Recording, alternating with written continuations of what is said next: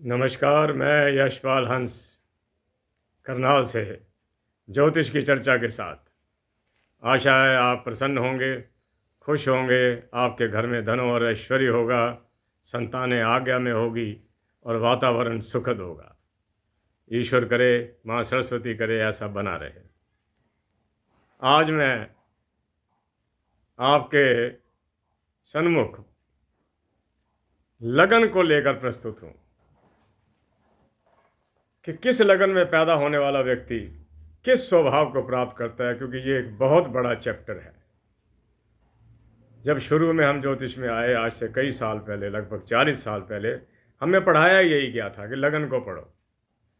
लगन का मालिक कहाँ बैठा है, उसकी स्थिति को देखो, उसी के अनुसार लगन होगा। जैसा लगन होगा वैसा व्यक्ति होगा। और ये बात हमने बहुत हद तक ठीक पाई। इसमें कुछ कड़वी बातें भी आ जाती हैं, जो मैं तो सच्ची बातें ही करूँगा, जो उसकी वास्तविकता है वही आपको बताऊँगा। क्योंकि ग्रहों का प्रभाव लगन पर, लगन का प्रभाव, लगन अगर मेष लगन है तो मंगल का प्रभाव आएगा ही आएगा, वृष लगन है तो शुक्र का प्रभाव आएगा ही आएगा, कर्क लगन है तो चंद्रमा आएगा ही आएगा।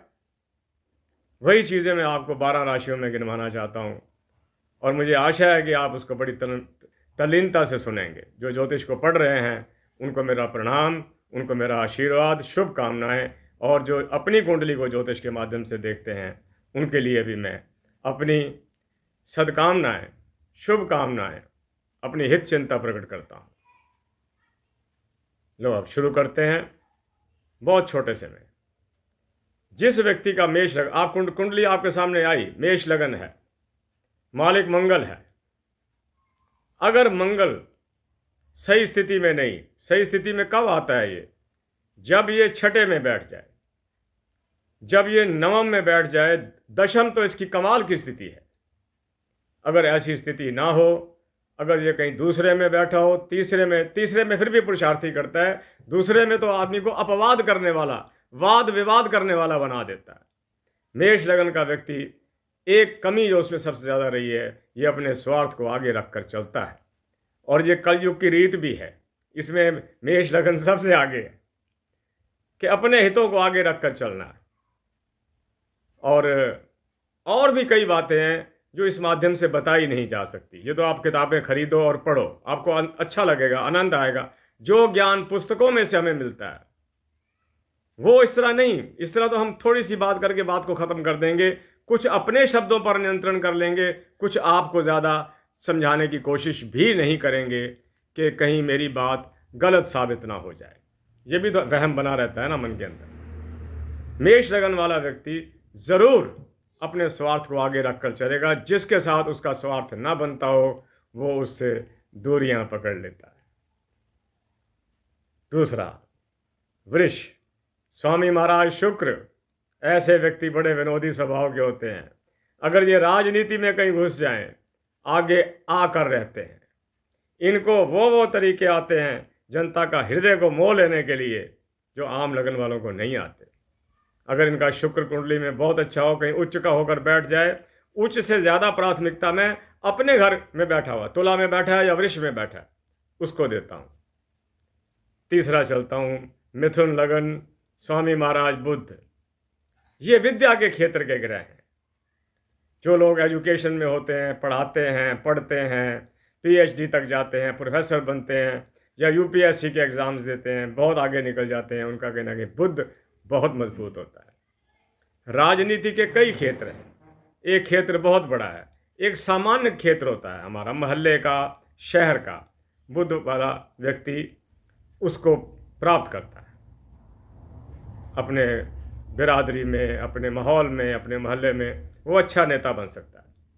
अगला कर्क लगन। कर्क लगन को शास्त्रकारों ने बहुत अच्छा कहा, क्योंकि ये लोग बड़े भावुक तबीयत के होते हैं, किसी भी बात को अनदेखा नहीं छोड़ते। मैंने जितने भी क्रांतिवीरों के कुंडलियां देखी, मुझे अधिकतर उनमें कर्क लगन मिला, क्योंकि उनको माँ के साथ प्यार था। हम अपने भारत माँ को भी तो माता कहते हैं ना, उन्होंने भारत माता के लिए सब कुछ निछावर कर दिया। कर्क लगन में पैदा हुए। चंद्रमा की प्रधानता, चंद्रमा वैसे ही मातृकारक ग्रह है।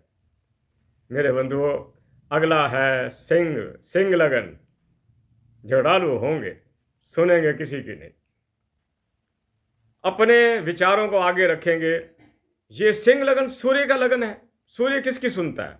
सूर्य जब चमकता है अंतरिक्ष के अंदर तो और सारे तारामंडल छुप जाते हैं।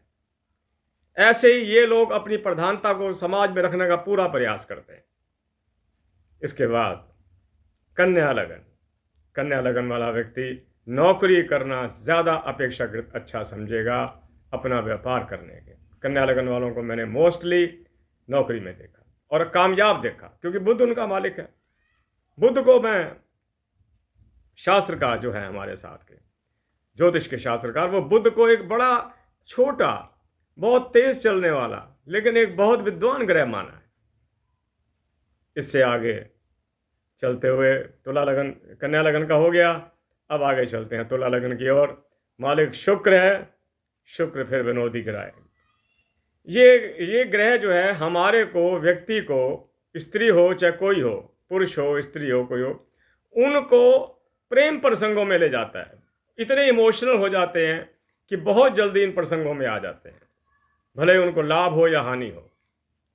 ये इसकी वृष लगन की भी और तुला लगन की भी ये विशेषता है। मैं विशेषता ही कहूँगा इसे, क्योंकि आजकल कमी प्यार करने वालों की या नफरत करने वालों की कोई कमी नहीं है। अगली राशि, राशि वृश्चिक, स्वामी महाराज मंगल, फिर वही मेष वाली स्थिति, गुस्सा नाक पे खड़ा, क्रोध करते हुए कोई देर नहीं लगनी, झगड़ा करते हुए कोई देर नहीं लगनी, और बदला निकालने की भावना बनी रहना, ये ठीक नहीं है। अगली राशि, राशि धनु, स्वामी महाराज बृहस्पति। क्या बात है! धनु का जो निशान बनाया था ज्योतिषाचार्यों ने, उसने आधा घोड़ा आधा मनुष्य का दिखाया। उन्होंने ये दिखाया कि बुद्धि मनुष्य वाली है, काम करने की शक्ति घोड़े वाली है। घोड़ा सबसे ज्यादा मेहनती, ताकतवर होता है। घोड़ा अपनी जिंदगी में कभी बैठता नहीं, क्योंकि उसको थकावट ही नहीं होती। उसको परमात्मा ने शरीर ही ऐसा दिया। तो धनु लगन वाले भी काम करने की शक्ति बहुत ज्यादा रखते हैं और विद्वान होते हैं, समझदार, पढ़े लिखे, बात को समझने वाले। अगली राशि, राशि मकर, महाराज शनि मालिक हैं उसके। जहाँ शनि की मलकियत आ जाएगी वहाँ आप समझते ही हो कि व्यक्ति अपने ही हितों को आगे रखेगा। यही स्थिति कुंभ राशि की है। कुंभ लगन हो, व्यक्ति अपने स्वार्थों को आगे रखेगा, ये स्वभाव है। बात को लंबा नहीं करता, 8 मिनट होने को जा रहे हैं। अंतिम राशि, राशि मीन, स्वामी महाराज बृहस्पति। अच्छे लोग कोशिश करते हैं कि सबके साथ मिल बैठ कर रहा जाए। ये सोसाइटी में बैठना बड़ा पसंद करते हैं कि मिलजुल कर बैठा जाए और सबके साथ अपना अपना निर्वहन ठीक तरह से करते हैं।